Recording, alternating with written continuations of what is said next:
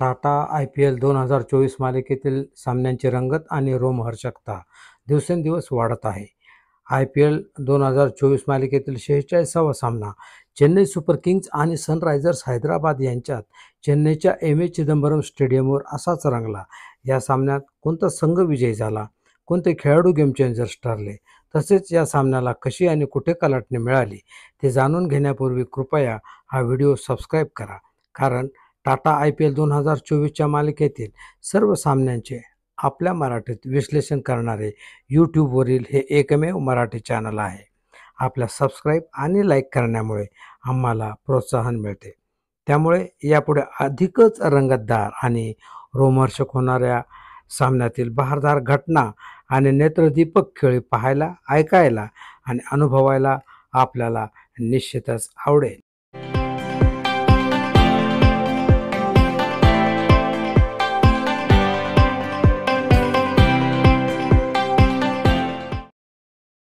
चेन्नईच्या एम.ए. चिदंबरम स्टेडियमवर झालेल्या चेन्नई सुपर किंग्ज आणि सनरायझर्स हैदराबाद यांच्यात झालेल्या IPL 2024 मालिकेतील 46व्या सामन्यात चेन्नईने हैदराबादला 78 धावांनी पराभूत केले.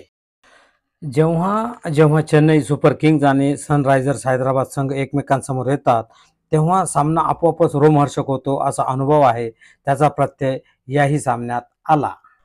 प्रथम फलंदाजी करताना चेन्नई सुपर किंग्जच्या कर्णधार ऋतुराज गायकवाडने 54 चेंडूत केलेल्या 98 धावा, डॅरिल मिशेल यांनी 32 चेंडूत केलेल्या 52 धावा, शिवम दुबेच्या नाबाद 39 धावा, अजिंक्य रहाणेच्या 9 धावा आणि MS धोनीच्या 5 धावा मिळून 20 षटकात 3 गडी गमावून 212 धावा केल्या. सनरायझर्स हैदराबादला हा सामना जिंकण्यासाठी 213 धावांचे लक्ष्य CSKने दिले. SRHचा लौकिक पाहता 213 धावांचे लक्ष्य त्यांच्यापुढे फार मोठे नव्हते. पण म्हणतात ना, क्रिकेट हा बेभरवशाचा खेळ आहे. यात कधी कुणाचे पारडे जड होईल तर कुणाचे खाली याचा अंदाज येत नाही.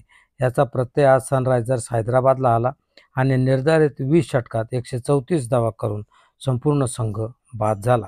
यामुळे चेन्नई सुपर किंग्ज 78 धावांनी विजयी झाले. CSKच्या या दमदार विजयामुळे गुणतालिकेत CSKच्या संघाने 6व्या स्थानावरून 3ऱ्या स्थानावर झेप घेतली आहे, तर सनरायझर्स हैदराबादचा संघ 4थ्या स्थानावर घसरण झाली आहे.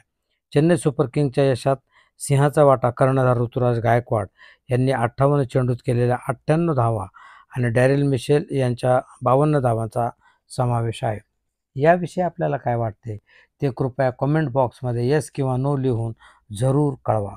आपण हा व्हिडिओ पाहण्यासाठी वेळ दिल्याबद्दल तसेच हा व्हिडिओ सबस्क्राईब आणि लाईक केल्याबद्दल आपले मनापासून आभार.